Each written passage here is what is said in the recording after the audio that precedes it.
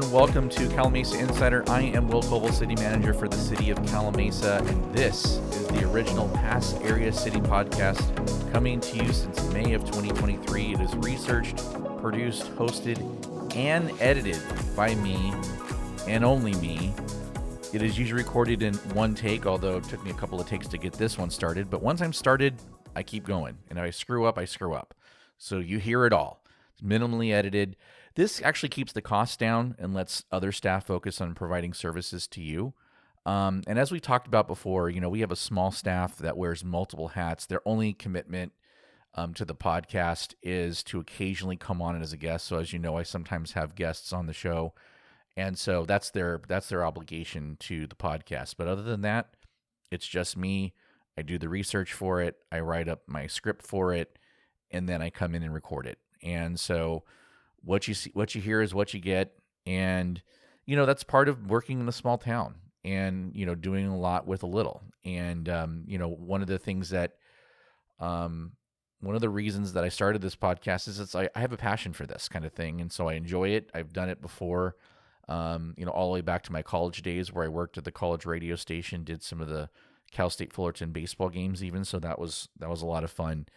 But, I do want to talk about today, before we get to today's topic, which is, setting the record straight and getting people kind of in the right mindset for our public hearing coming up on September 23rd. So I think it's important that at least everyone understands the ground rules and the reasons why any type of project like this would come forward, not just Oak Valley North, but any type of project. But before I get to that, I do want to talk about the purpose of this podcast. Ronald Reagan once said, "Trust but verify." And that was at a time where I think trust in government, I don't think has always been that high. And I mean, we were founded on the very fact that we didn't trust the government that we had. And we didn't like the ground rules that were laid out for us, and it was enough for us to fight a war over.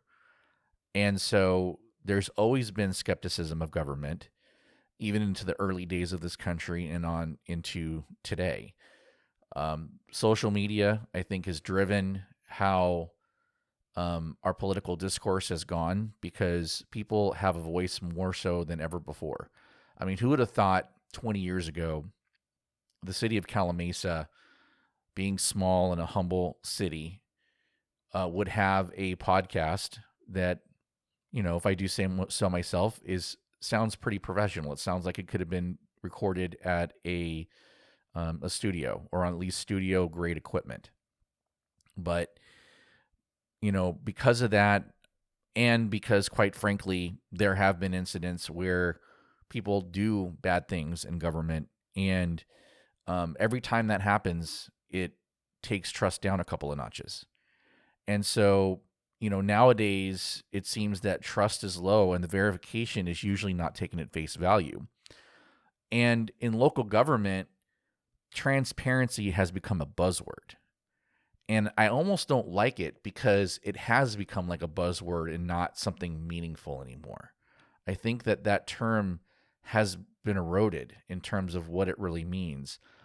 But my question always is, what good is transparency if you don't understand the why, if you don't understand the context? We can provide all the information we can and put it all out there, put contracts out there, put financial reports out there, and say we're transparent. But if few people understand that information, what good is it? And I've talked about it before in the show. We don't do a great job of teaching local government civics in school. We focus on federal government, state government, and maybe a week at most on local government. To me, there's enough that happens here. And even when you go for a bachelor's or a master's in public administration, it's funny. There's not a lot of focus on local government, although I believe that there are courses on it in certain programs. But it's kind of still a cursory thing. We usually focus it on either And if we do talk about cities, we usually talk about big cities and big city type of initiatives when we're talking about evaluating options and analyzing different proposals and things like that.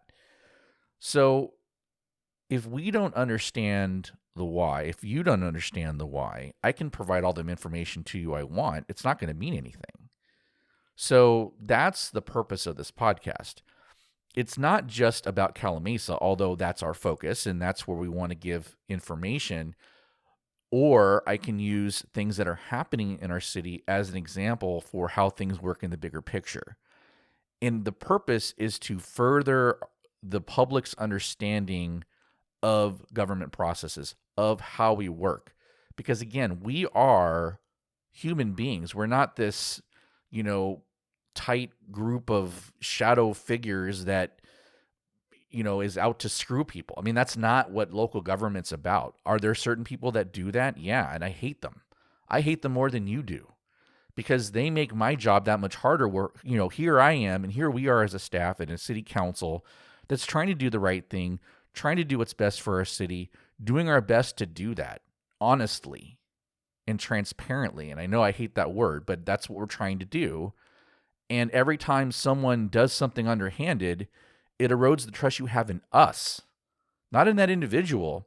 It casts a shadow and a cloud over all of us in local government. And it pisses me the hell off, to be honest with you. And so that's why I think if people get a better grip on what we do and why we do it, then we can have a more productive conversation. And I have nothing to hide in terms of how we do things, and that's why I talk about things, and that's why it's called Calamasa Insider. I want you to get an insider's look on how we do things and why we do things. And so today's episode is actually an example of that. So with the Oak Valley North decision coming up, I think, again, it's important that we at least set a baseline as to what is happening and why. And again, I'm trying to use this example to apply to a more general sense as to why a project like this comes in front of the city council for consideration in the first place. Because based on some of the comments we've received, I'm not sure people understand that. Now, I will say that the majority of comments we receive is just about people asking the council to make a certain decision, and here's why. It's not about the process. They're not getting mad at the city council, the city staff for bringing this forward. However, there are enough where it causes some concern for me that maybe there needs to be another education, because we've done it before, another education as to why we're doing this. So some of the emails, make the assumption that the city is pushing this project, whether it's the city council is coming to me and going, put this on the agenda, or the staff is driving this initiative. If an applicant didn't come forward for this use, we would not be having this hearing. This is applicant landowner driven. So I'm going to give you some quotes from some of these emails, and I'm not going to say who they're from, but because I don't think it's fair to do that. I'm not going to target anyone, but I think it does give some context and examples of where some of the public's mindset is, and then I can try to correct that mindset so that at least by the time we have our public hearing, the public has a general sense of why we're doing it. I'm not saying they have to like the project. It's not going to change anybody's mind. But at least understanding that as staff, we're bringing this forward, not because we want to, because we have to. So we're going to go through some of that. So here's the first one. It seems like the city council has not taken seriously the opinions of the residents in Calamasa. There's not been a decision made, so I'm not sure why this would be stated in this context.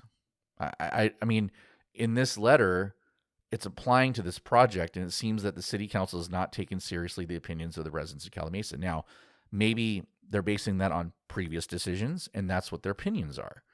But in the context of this project, nothing's been decided yet. And quite frankly, I don't know what's going to happen. I don't think anybody really does. Here's another quote. The applicant developer misleads the public with a proposed zoning classification of business park. Never could a term be more erroneous. Now, it's a little bit of a different one. The person also stated in this letter, zone to exclusively business park. This term is misleading as warehouses are known for industrial uses. But if you look in the industrial section of our zoning code, which is Title 18 of the Calamasa Municipal Code, which is available on our website. You go to our website, the very homepage at cityofcalamasa.net. There is a button for the municipal code. You can look up Title 18, and there are two land use classifications within the industrial zone district: light industrial and business park. So business park is indeed already in the industrial zone district. Okay. Both land uses allow for, both business park and light industrial allow for warehouse and logistics facilities. Also, just to be clear, the whole area covered by the specific plan will be zoned business park. The reader is aware, or no, I'm sorry. I'm not making that clear. Just to be clear, the specific plan is not going to be entirely business park. There still is a residential element to it. So I just want to make that clear. But the letter writer understood it. I don't think he meant it to mean that the whole thing, the whole specific plan is going to be business park, but I just wanted to read the quote verbatim. But he understands, this person understands that. I think it's just, I just want to be clear on that, on how I said it. So hopefully that made sense. In the same letter, please note that I, like many of my fellow residents, do not want to spend our time commenting on this project when it's the city council who should be doing their own research here and protecting our interests rather than the developers. Well, the city council can only discuss it as a group at a public hearing, which is what is happening on September 23rd. This also seems to be a big assumption to make. I'm not sure if this individual has had conversations with individual council members to come to this conclusion. This person certainly hasn't discussed it with staff. So it's to me, it's wrong to assume that the city council is not doing their own research here. That's a pretty bold assumption to make. The same letter goes on to say conditions of approval should be identified and listed for public review before the project should be considered for approval or denial. And this is something proper to ask for. And indeed, with any project of this type, that information is provided. Was provided in the Planning Commission packet where when they considered this project for recommendation for approval or denial, and it will be included in the agenda packet that will be provided to the city council and the public prior to the hearing. So everyone's going to get to see every single one of the hundreds and hundreds of conditions of approval that are attached to this project. There are literally hundreds of conditions of approval for this project that are being proposed. Another person said, I would like to express my dissatisfaction with you considering putting more warehouses in our city. Now, I could be interpreting this wrong, but if the writer is dissatisfied with the city even bringing this forward, there's a misunderstanding of the process. However, if they're expressing their dissatisfaction with the project itself, that's fine. That's a valid statement. And that's the kind of thing that should be heard. But I was maybe a little confused as to what that meant. And I don't know if that means there's a misunderstanding of the process or they're just voicing their dissatisfaction with the project itself. So those depending on the meaning of that, it could be a misunderstanding of the process or it could be just stating their opinion on the project, which is perfectly fine. Another quote, you are proposing yet another warehouse facility mainly for big truck storage and use between two 55-plus communities filled with older folks who already have health issues and a daycare facility, the other vulnerable group. It truly feels like you were saying to us, we've heard your concerns and we've done all the studies, but we really don't care. We're approving it anyway. So I assume that the audience for this letter is the city. So saying you are proposing this is inaccurate. The city's not. Again, There's another assumption that the city council is approving this before a public hearing has taken place. Once again, the first time that the city council will hear this project and discuss this project as a group will be on September 23rd. That is the law. They can't discuss it beforehand. And yes, city staff and city council in this city do follow the law. I will go on record in saying that. You can play this over and over again if you'd like. I am sitting here telling you right now that the city staff and the city council do follow the law when it comes to, especially when it comes to the Brown Act and the open meeting laws. Okay? We follow all laws, and sometimes there are gray areas we think we're maybe not aware of, but we certainly are doing everything we can to do everything above board and do everything according to the law. That is in ethical guidelines too, not beyond the law, doing things ethically as well. Here's the last one. I am amazed that we are revisiting this project again. Either council members have a short-term memory or just want to see if Calamasa residents are finally ready to bow down to a builder who does not seem to value human life. Again, this is clearly a fundamental misunderstanding of the land use approval process. So we did this in the land use workshop that we did back in April of 2023. And I encourage you to go watch that if you haven't. I will put a link to it in the show notes for you to link to it directly so you can watch it. It is long, it is detailed, but if you are really interested and engaged in this project especially, or any projects that the city are doing, I highly, highly, highly recommend that you watch that prior to the public hearing, because I think it will give you a better sense of how things work, why we're doing this, and it will allow you to focus more on the project itself rather than just questioning the process, okay? I think that's important. A landowner has the right to approach the city, propose a land use for their land, and the city has an obligation to process that proposal at the landowner's costs. And just because they are paying for the city's time doesn't mean that they then get to dictate the process, okay? It's only fair that they pay for it. If an applicant is taking up the time of a taxpayer-funded position that would otherwise be used for general taxpayer purposes, they should have to pay for that time, correct? The taxpayer shouldn't. They should. Because if absent these projects, maybe I don't need, additional planning staff or consultants or things like that. Those are costs that the city's incurring only because we're processing this project. The taxpayer shouldn't have to pay for that. The applicant should. That just seems fair. But it doesn't mean that because they're paying for the time, it's their time and therefore they get what they want. That's not how it works. So when we say process the proposal or application, it can sometimes be a multi-year process for a large proposal. For example, Summerwind Ranch, Mesa Verde, or an example we will be hearing in a couple of weeks, Oak Valley North. The first time this proposal came to me was right after I started here as city manager. And I started here in November of 22. And here we are almost 2 years into my tenure, and it's coming forward for public hearing. And this is a much smaller project than Summerwind Ranch or Mesa Verde, which date all, have their roots all the way back in the 1980s, right?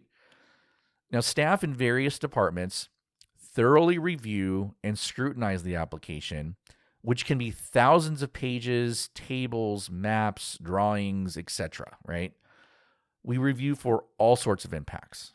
The ones we think about off the top of our head: traffic, noise, air pollution. Those are CEQA things. Those are environmental things, but also for proper engineering, stormwater flow, traffic flow, circulation, all of these type of things. There's lots of different things that are studied and reviewed and have to be documented so we know exactly what they're doing and that they meet code, whether it's municipal code, building codes, fire codes, all these different things, all these different regulations. And yes, there are a lot of regulations, and that's what we always hear is that, oh my God, there's so many regulations, but they're to protect the community, right? Because if you didn't have these things, then the reason that these regulations usually came about is because there was a reason for them in the first place. It wasn't just for the sake of regulation. It was to prevent something that was pervasive in the development community. 150 years ago, there were a lot of different health hazards that's why these codes came to being. That's why building codes came to being, because of earthquakes, because of technology advances and things like that. And we want to make sure that things are built so that they won't fall down in an earthquake, or at least stand up to an earthquake as best as they can, that they're not gonna catch on fire easily, that it works with our circulation plant. There's a lot that goes into it, right? The environmental documents from the applicant are also peer reviewed by a firm that is of the city's choosing, not the applicant. So they have their environmental consultants that put the EIR together, and then we have our environmental consultants independently review their work to make sure that it meets mustard, that it meets the law, that it meets all the requirements.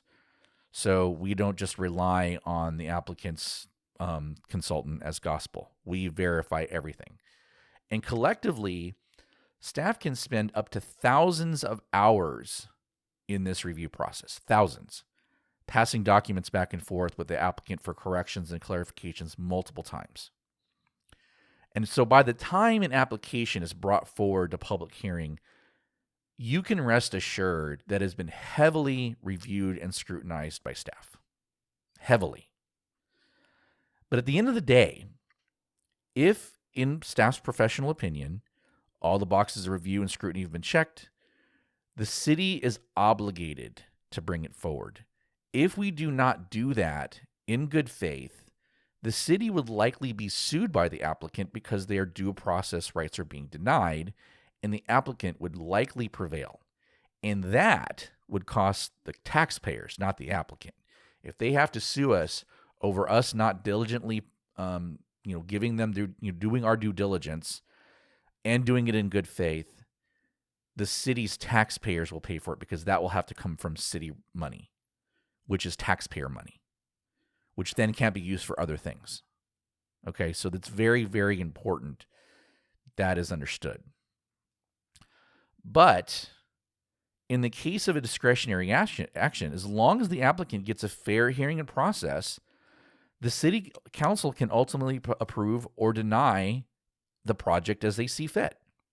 I'm not just talking about this one. That's in general, any project. And over the years, there have been projects that have been approved, and there's been projects that have been denied. It's gone both ways over time.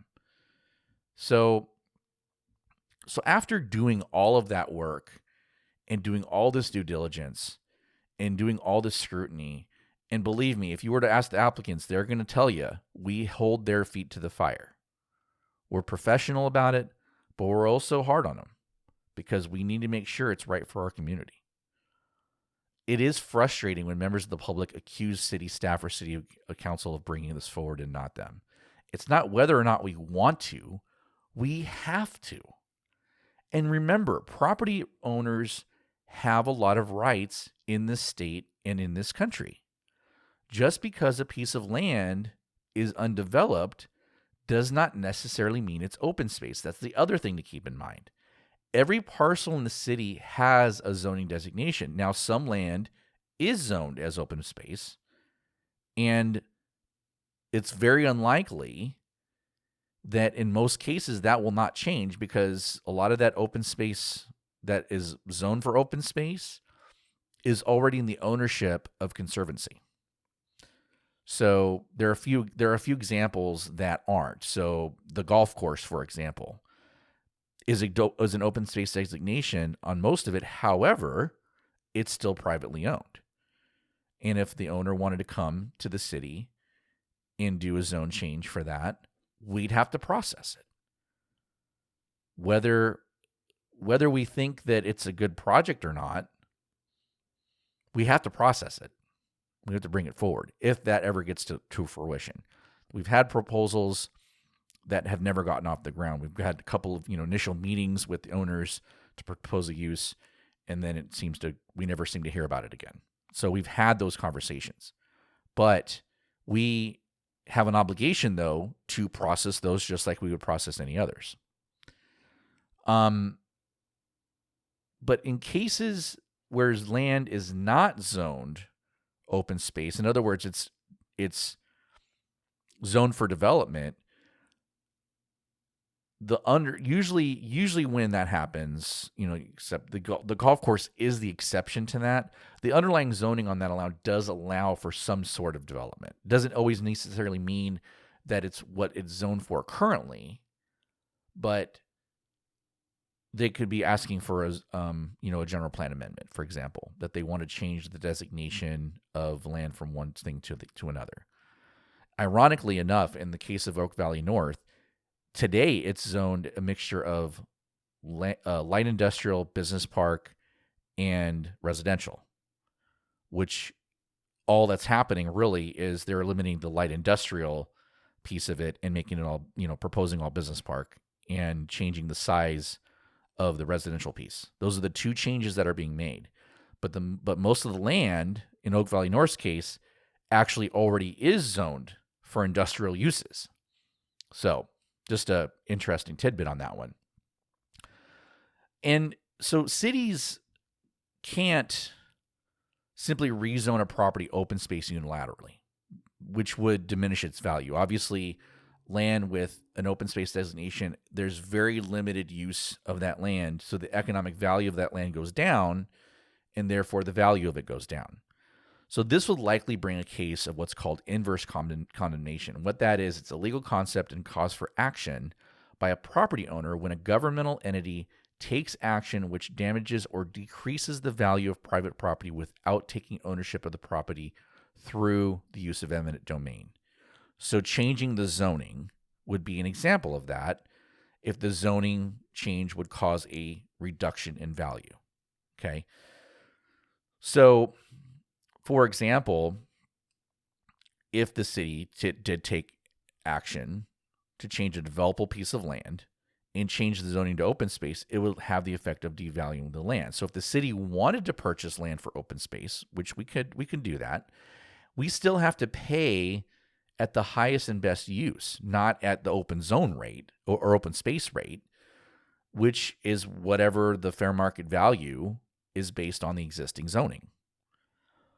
And this is all protected under the Fifth Amendment to the United States Constitution, also known as the Takings Clause. So there was a Supreme Court case back in 1922, and it's Pennsylvania Coal Mine versus Mahone. The Supreme Court established that, quote, while property may be regulated to a certain extent, if regulation goes too far, it will be recognized as a taking. And further court rulings as recently as 1991 have reaffirmed and strengthened that stance by the courts. So that's the thing that we're up against here, right? So the city can't just say, well, let's just make it open space. We could if we go out and buy it at its fair market value as it's zoned today, which would, industrial land next to an interstate, you can just imagine that's got to have some decent value to it, right? Just given the fact that we're in the Inland Empire, yes, we're in Calamasa, and yes, we value our open space, and we do. And we have thousands of acres of open space, permanent open space in this community. We do have that, which is why a city of our size is only going to probably grow to be about 35,000 people, because a lot of our space can't be developed. It's actually, if you look at the map, it's actually quite extensive, the amount of land that cannot be developed within Calamasa. But the other thing, besides the zoning, you have to remember, is the city's not a developer. So, in other words, we could buy it and do open space like that, or we can buy it, but we're not in the business of then saying, okay, we're going to buy it and put a commercial development in. We're not a land developer, nor should we be. So we can't just go build a Costco or a shopping center or a medical office or some other preferred use. Quite frankly, if someone wants something specific at that, either a specific business or a specific use, the way to do it would be to buy the land yourself and go through the entitlement process I just described. Anybody can do that. Of course, you have to have the money to do it, and it's a very expensive process because it's expensive just to acquire the land, or at least put it under contract to go through the entitlement process, and then the entitlement process itself is expensive. Not just paying the city. The cost for this, the city's cost is probably one of their smallest costs because developers have to pay tons of different consultants on their end in addition to the city's costs. So it's a very expensive process. A lot of money goes into it. And, and that's why I think people think, well, they know that developers put a lot of money into it, so there's pressure to get the thing approved from the developer. And there is on their end. But at the end of the day, it's still our decision. And they know that. They know that the council has the power, when it's a discretionary action, to either say, yes, we're good with this, or no, we're not. There's a lot of risk with that. So I hope, and actually, before I wrap this up, we have seen that exact thing happen in our city before. A group of neighbors in a neighborhood in the older part of our city had a vacant piece of land behind them that they didn't want developed into housing. So they didn't want additional housing behind them. So those neighbors got together and collectively bought the property with the goal of expanding each of their properties into the newly acquired land. So they, instead of saying, city, don't allow this, it's already zoned residential, so there's a right to build residential there. They took the matters into their own hands and said, we don't want someone else to develop that, so we're going to buy it ourselves. And they did that, and they were successful at it. Now, not everyone has the financial means to do that, and I understand that, but there are ways to do it, and that is a very effective way. Is if you own the land, you decide to just have it, just sit there in perpetuity, and nothing gets built on it, you have that right to do that. You have the right to do that. As long as you keep your weeds abated, you're good. Okay? So just make sure we're clear on that. You still have to abate your weeds on vacant land. But if you don't want something built there, if you want to keep it open space, the city, quite frankly, does not have the financial means to do it. But if you are wealthy, or you have a group of, people that have the means to buy it, you can buy it and just leave it there as open space. You have the right to do that. But you have to take the matter into your own hands. Okay? So, I digress. I hope that clears up what the city is obligated to do. Again, in the case of a landowner-driven application, the landowner has the right under the Constitution to due process. And we have to bring it forward and present it in good faith for the Planning Commission and, in most cases, the City Council's consideration. All right? So just remember that as we go into September 23rd. And with that, we will wrap up this week's show. The next City Council meeting will be on Monday, September 16th at 6 p.m. I will provide a preview of that meeting on next week's episode. Make sure to subscribe to the show and using your favorite podcast app, or just subscribe on YouTube at Calamasa Insider so you never miss an episode of the show. If you have feedback for me on the show, you can leave comments now if you listen on Spotify, or you can send me an email to calamasainsider@gmail.com. This is the Calamasa Insider Podcast. I am Will Coble, and we will talk to you again next week. Take care.